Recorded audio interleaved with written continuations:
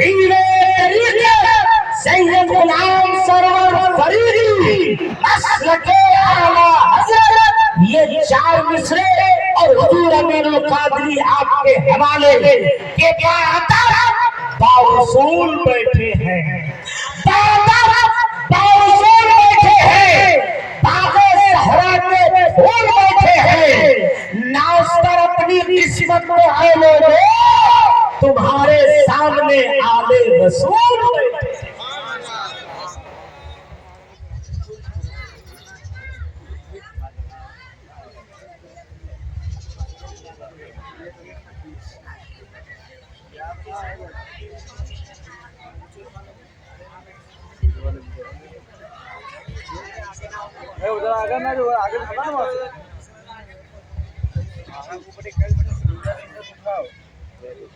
السلام علیکم ورحمۃ اللہ وبرکاتہ۔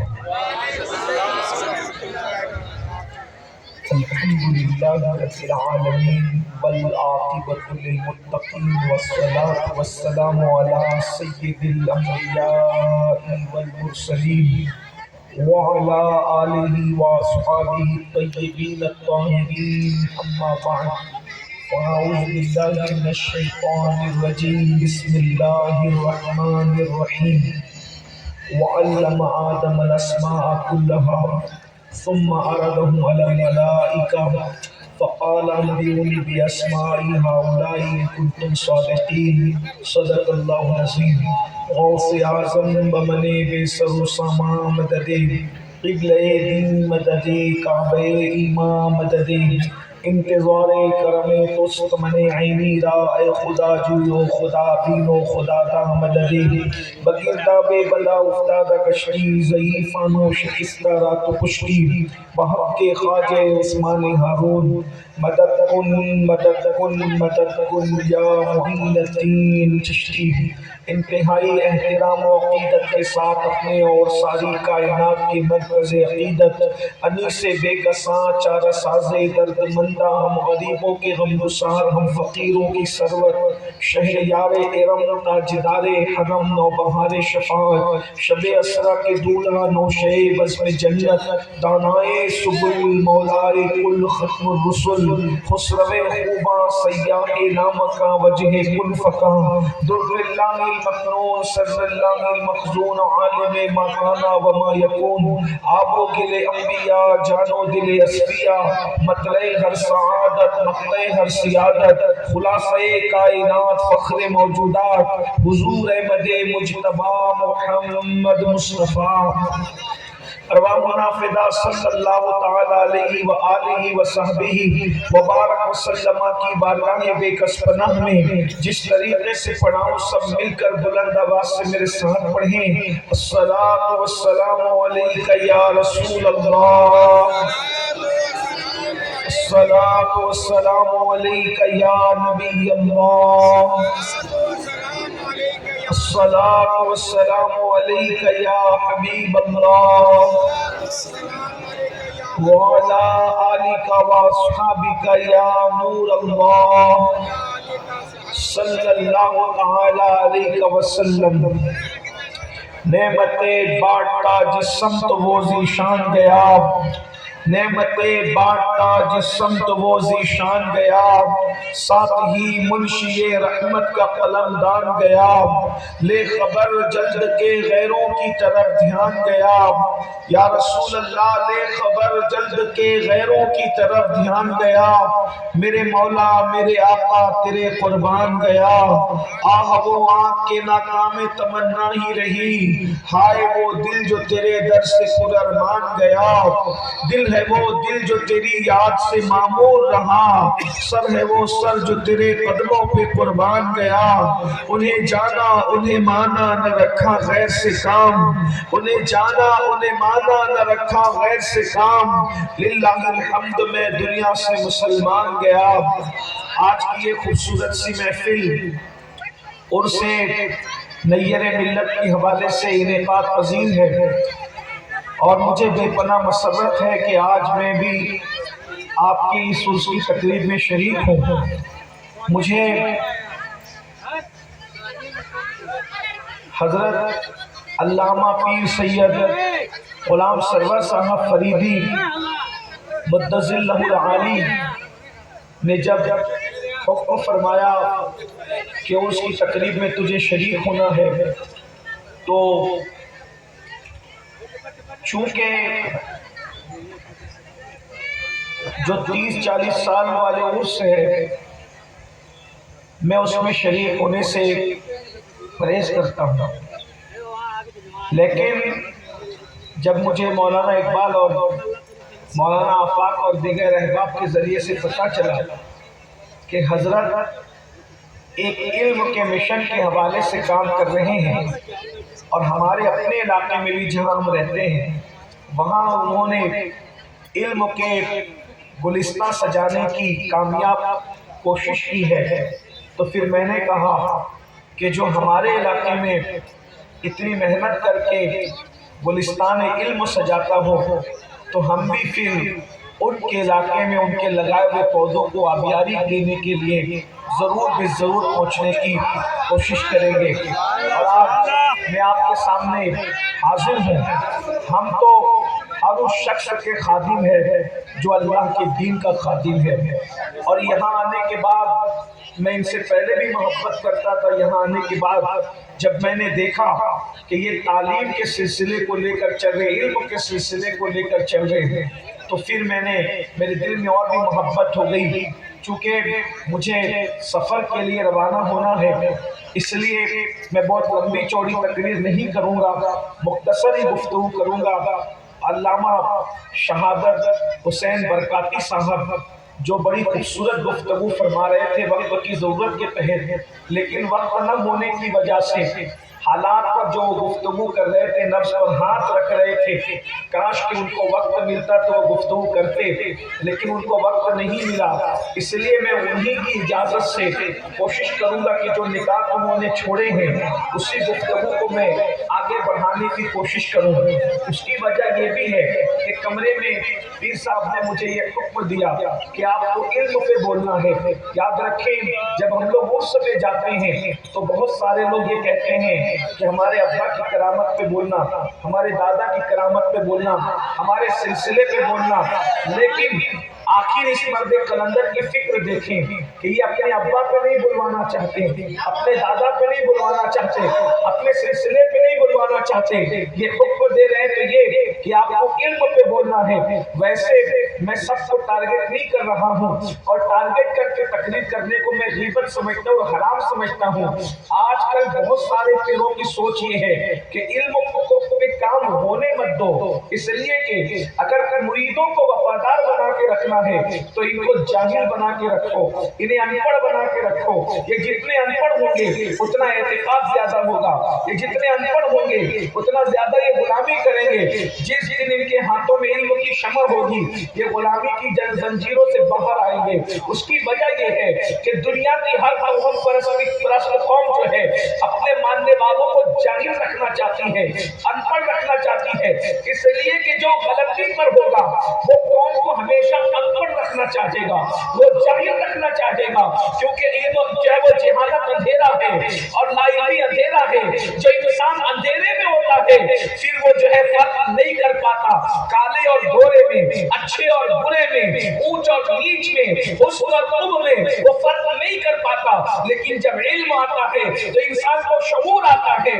تنہا اسلام ہے، اسلام نے نماز کی تعلیم بعد میں دی ہے، روزے کی تعلیم بعد میں دی ہے، حج کی تعلیم بعد میں دی ہے، زکات کا حکم بعد میں آیا ہے۔ اسلام سب سے پہلے جو بات کرتا ہے اقرا باسم ربک الذی خلق، اللہ کے سچے رسول صلی اللہ علیہ وآلہ وسلم پر جو پہلی آیت نازل ہوئی ہے وہ ہے اقرا، پڑھیے اپنے رب کے نام سے، پڑھیے اپنے رب کے نام سے۔ اللہ کے رسول صلی اللہ علیہ وآلہ وسلم نے جو 23 سال کی قلیل مدت میں انقلاب پپا کیا تھا وہ تعلیمی انقلاب تھا اور خالص علمی انقلاب تھا۔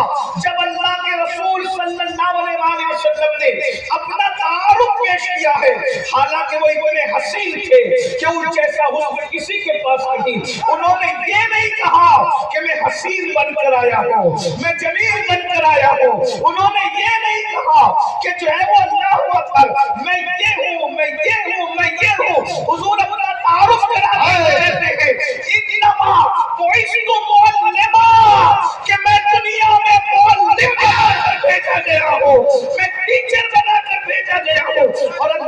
रसूल सल्लल्लाहु अलैहि वसल्लम ने जब अरब की सरजमीन पर आंख खोली तो सिर्फ अल्लाहु अकबर, अरब में चंद लोग लिखना और पढ़ना जानते थे और 23 साल की कलील मुद्दत में रसूलुल्लाह ने 1,40,000 लोगों के हाथ में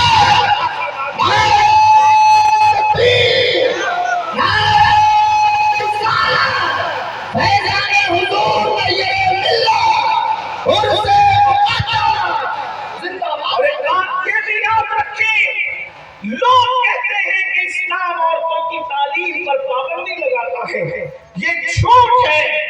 इस्लाम ने कभी औरत की तालीम पे पाबंदी नहीं लगाई। आज लोग ट्रक के पीछे लिख रहे हैं, गाड़ियों के पीछे लिख रहे हैं, बेटी बचाओ बेटी पढ़ाओ। तुम्हें 1450 साल के बाद शऊर आया, बेटी बचाओ बेटी पढ़ाओ। मेरे नबी ने 1400 साल पहले बेटी बचा कर भी बता दिया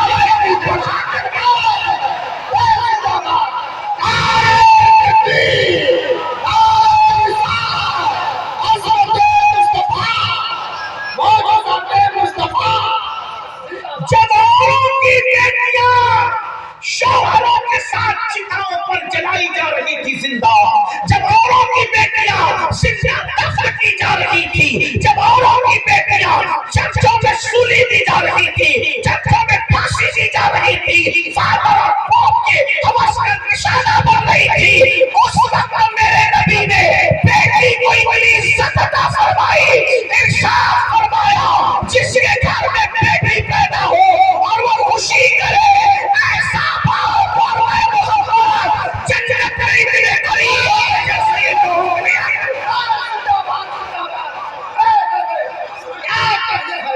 नमाजी को ये बशारत नहीं दी, हाजी को ये बशारत नहीं दी, काजी को ये बशारत नहीं दी, शहीद को ये बशारत नहीं दी। मेरे आका ने बेटी के बाप को कहा अगर देखना है तो देख लो। मेरे हुजूर ने अपने गोरे गोरे खूबसूरत हाथों को आपस में 2 उंगलियों को यूं मिला करके कहा बेटी का बाप और मैं मोहम्मद जन्नत में इतने करीब होंगे जैसे ये 2 उंगलियां करीब है। मगर कौन सा बाप जो बेटी को औसत समझता है, वो नहीं। जो बेटी को बेबरकती समझता है, वो नहीं। जो बेटी को दूसरे नंबर का दर्जा देता है, वो नहीं। जो बेटी को डांटता है, वो नहीं। जो बेटी को गाली देता है, वो नहीं। बल्कि आका ने फरमाया जो बेटी का हक अदा करता है वो बाप, और मैं मोहम्मद रूही फिदा सल्लल्लाहु अलैहि वसल्लम इतने करीब होंगे जन्नत में जैसे ये 2 उंगलियां करीब है। और हुजूर ने सिर्फ बेटी के लिए तालीम नहीं दी, बल्कि बेटी की इज्जत करके बता दिया। अल्लाह अकबर। मेरे नबी ने बेटे को प्यार कर दिया, बेटे से मोहब्बत कितनी फरमाई, बेटे की तासीर कितनी फरमाई। अल्लाह अकबर। जिब्रील क्यों खड़े हैं हुजूर के लिए, सिद्दीक क्यों खड़े हैं हुजूर के लिए, क्यों खड़े हैं हुजूर के लिए, उस्मान क्यों खड़े हैं हुजूर के लिए, अली क्यों खड़े हैं हुजूर के लिए, बैतुल मुक़द्दस में अंबिया क्यों खड़े हैं हुजूर के लिए। लेकिन हुजूर जिसके लिए खड़े हैं उसे सैयदा फातिमा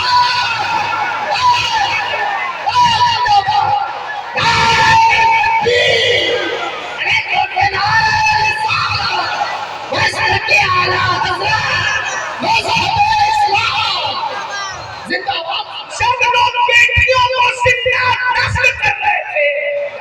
उस वक्त मेरे नबी बेटी के लिए उठ करके खड़े हो रहे थे, खड़े नहीं हो रहे थे। मेरे आका हजरत सैयदा तैयबा ताहिरा आयशा सिद्दीका फरमाती है कि जब भी सैयदा फातिमा आती तो हुजूर उठ करके खड़े हो जाते। हुजूर यानी 1-2 मर्तबा की बात नहीं है। झारखंड वालों, मैं इस पर आपको ये नहीं कहूंगा बोलो सुभान अल्लाह, इसलिए कि ये बात इतनी बड़ी है कि इसमें पत्थर भी सुभान अल्लाह बोले। तवज्जो फरमाएं, गौर कीजिए, 1-2 मर्तबा की बात नहीं। सैयदा आयशा कहती है जब जब सैयदा फातिमा आती है तब हुजूर उठ के खड़े हो जाते हैं। सिर्फ खड़े नहीं होते बल्कि पेशानी चूमते हैं, बेटी से मोहब्बत का सलीका सिखा रहे हैं। और तुम क्या जानो बेटी बचाना, ये गलत में लिखने से कोई बेटी बचती है। अगर तुम تمہیں بیٹیوں سے پیار ہوتا تو جو بچیاں اسکول میں پڑھتی اس پہ بمباری نہ کی جاتی. اگر تمہیں بیٹیوں سے پیار ہوتا تو تم بیٹیوں کے ساتھ اجتماعی سمجھداری نہ کرتے, گینگ ریپ نہ کرتے. اگر تمہیں بیٹیوں سے پیار ہوتا تو تم بیٹیوں کی آبرو سے نہ کھیلتے. بیٹی سے پیار اس کو کہتے ہیں. میرے نبی اٹھ کر کے کھڑے ہو جاتے ہیں اور پھر بھی اپنے پیشانی چوم کر فدا کیوں کی بابی یا فاطمہ, فاطمہ دشمن میری بابی یا رسول اللہ. یہ مقام دیا بیٹی کو. ارے بات اور عرض کروں, نبی اٹھ کر کے دنیا میں کھڑے ہو رہے ہیں, لیکن ایک جملہ اور عرض کر دوں آپ کے سامنے. بیٹی کو مقام دینا اسے کہتے ہیں, بیٹی کو مرتبہ دینا. جب قیامت کے دن کسی کی کوئی عزت نہیں ہوگی, سب نفسی نفسی کہہ رہے ہوں گے, ہے نا, سب نفسی نفسی کہہ رہے ہوں گے. اللہ اکبر. اس وقت عرش کے نیچے سے آواز آئے گی, محشر والو گردن کو چھٹا لو, بند کر لو, نبی کی شہزادی نے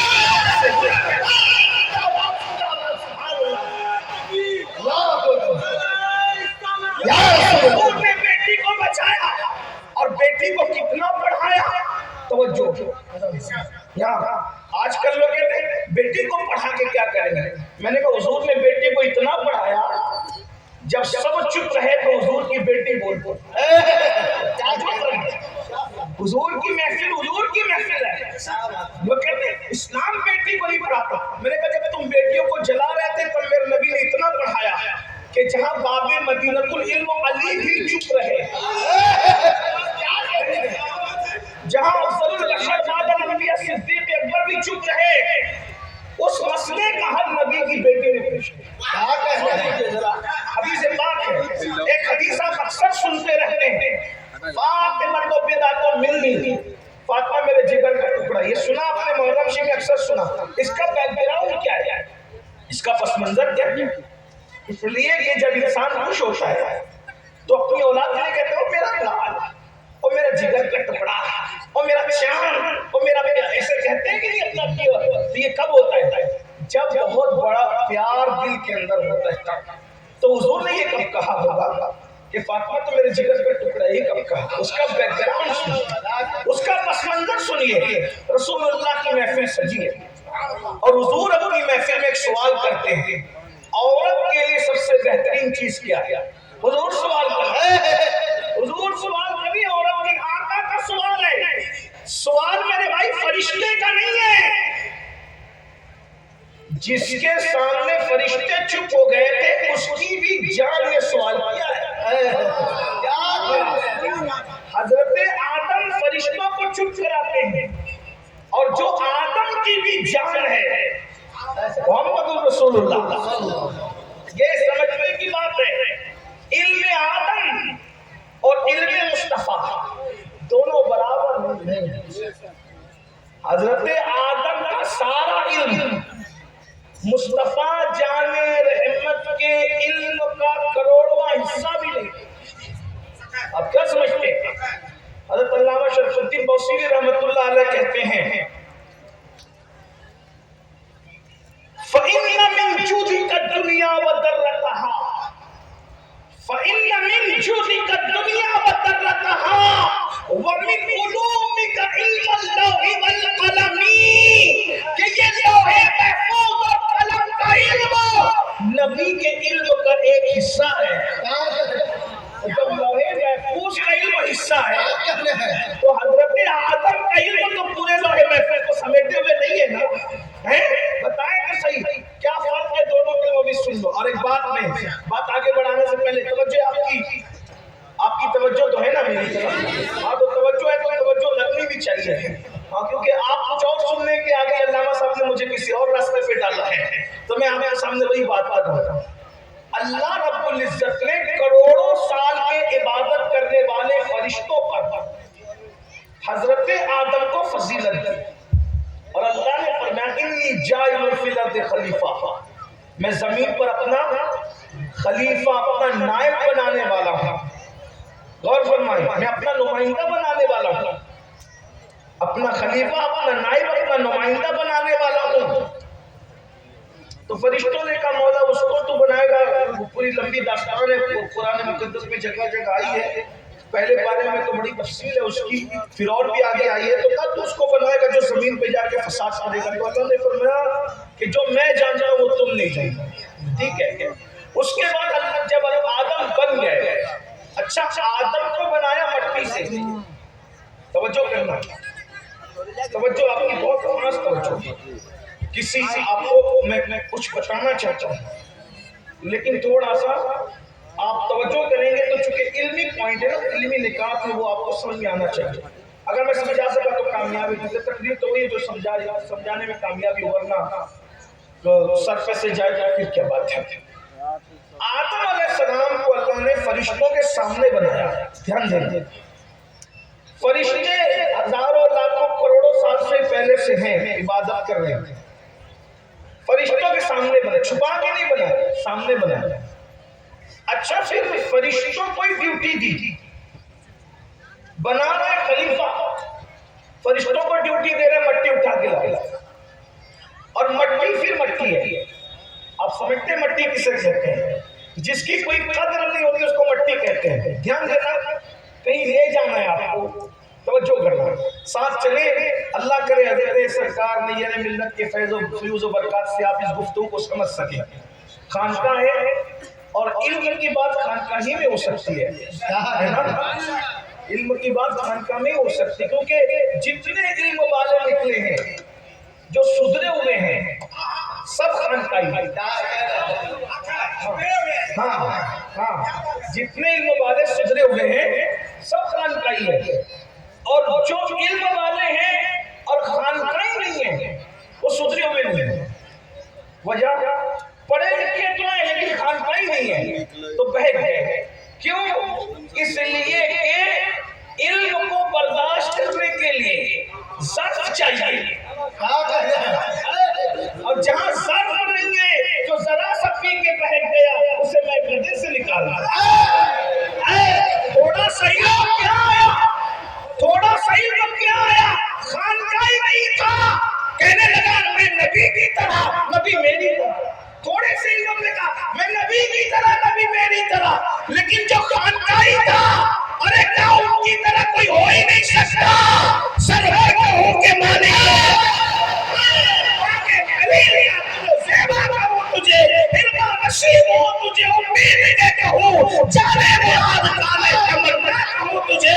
صبح وطن پہ شامے غریبا کا دوشرا بے کس نماز کے سو والا ہوں تجھے. مجرم و مجرم کا سامہ کا دوشا بے کس نماز کے سو والا ہوں تجھے. اور تیرے کو بس اے بے بدائی سے بری اے راہ میرے شاہ میں کیا کہوں تجھے، کیا کہوں تجھے، کیا کہوں تجھے. سن لینا، علم والا بگڑ کے کہتا ہے نبی میری طرح. عشق والا اگر خانقاہی نہیں ہے تو وہ بھی بگڑ کے کہتا ہے نبی خدا کا طرح.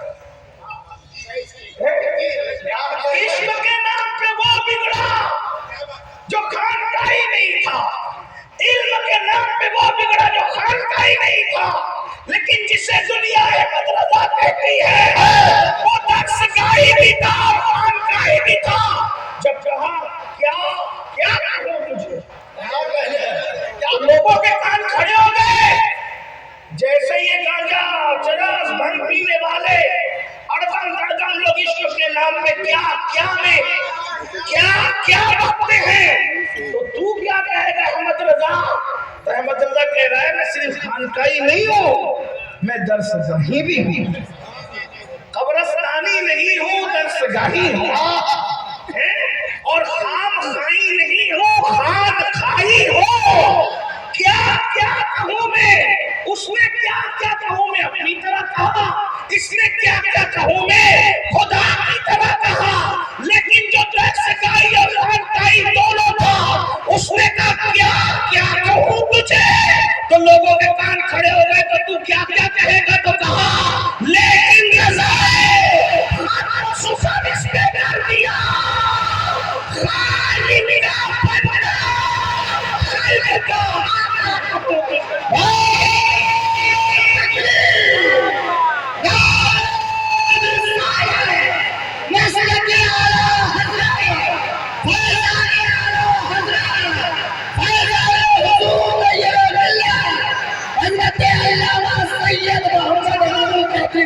جہاں صرف علم ہے عشق نہیں ہے وہاں بھی بربادی ہے، نبی کو اپنی طرح جہاں صرف دعوی عشق ہے علم نہیں ہے وہاں بھی بربادی ہے۔ اسی لیے میں عشق نہیں کہہ رہا ہوں، دعوی عشق کہہ رہا ہوں، اس لیے کہ علم کے بغیر تو عشق ہو بھی نہیں سکتا، علم کے بغیر یہی تو پرابلم ہے۔ ہم سے لوگ اس لیے لڑتے ہیں کہ تم مولوی لوگ یہ بات کیوں کہتے ہو کہ علم کے بغیر عشق نہیں ہوتا؟ میں نے کہا میرے بھائی آسان سی بات ہے، جسے آپ جانتے ہی نہیں اس سے عشق ہوگا۔ اگر میں آپ کو یہ کہوں کہ وہ فلاں علامہ مولانا اور 4 سطر میں تو میں نے کبھی کسی کا نام لیا نہیں، اپنے پیر کا نام بھی 4 سطر میں نہیں لیتا، ہاں لیکن بہرحال اگر 4 سطر کے القابات کے بعد میں نے کسی کا نام لیا اس سے آپ کو عشق ہے تو آپ کہیں گے میں اس کو جانتا ہی نہیں ہے، جب جانتا نہیں ہو تو عشق کیسے ہو سکتا ہے؟ یہ جس کو جانتے اسی کو تو اس سے تو عشق ہوتا ہے، تو جاننے ہی کو تو علم کہتے ہیں۔ جب آپ جانیں گے نہیں تو عشق ہوگا کیسے؟ جانیں گے تو عشق ہوگا، جانیں گے تو مانیں گے، مانیں گے تو عشق ہوگا۔ دیکھے بغیر عشق ہو سکتا ہے، علم کے بغیر عشق نہیں ہو سکتا۔ اویس نے دیکھا نہیں تھا لیکن عالم رسول ضرور تھے، توجہ، دیکھا نہیں تھا۔ علم ضروری نہیں ہے کہ دیکھے ہو، بغیر دیکھے بھی ہو سکتا ہے، اسی لیے تو دیکھنے والے کو کہا، جب دیکھنے والے نے کہا اویس بڑا عاشق بنتا ہے دیکھنے کیوں نہیں آیا؟ تو کہا حضور آپ نے تو دیکھا ہے نا، ایک سوال کر دوں جواب دے دو؟ تو کہا بولو تو بتاؤ نبی کی ہمیں ملی ہوئی تھی کہ الگ الگ تھی؟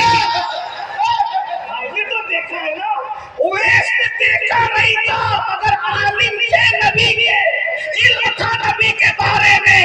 کہنے والے رو پڑے، کہا اویس معذرت نہیں بتا سکتا کیونکہ میں نے دیکھا تو بار بار ہے مگر ادب کی وجہ سے ان کے چہرے پہ نظر ٹکتی نہیں تھی، بار بار جھک جایا کرتی تھی۔ مگر میں بتا سکتا ہوں سرکار کہ بھوک کے عالم کا بتاؤ، نزدیک سے دیکھو تو ملی ہوئی ہوتی تھی اور دور سے دیکھو تو جدا جدا ہوتی تھی، کوئی زلفیں نہیں، رحمت کی گھٹا چھائی ہے، کوئی زلفیں نہیں، رحمت کی گھٹا چھائی ہے، ان کی ابرو نہیں تو قبلوں کی یکجائی ہے،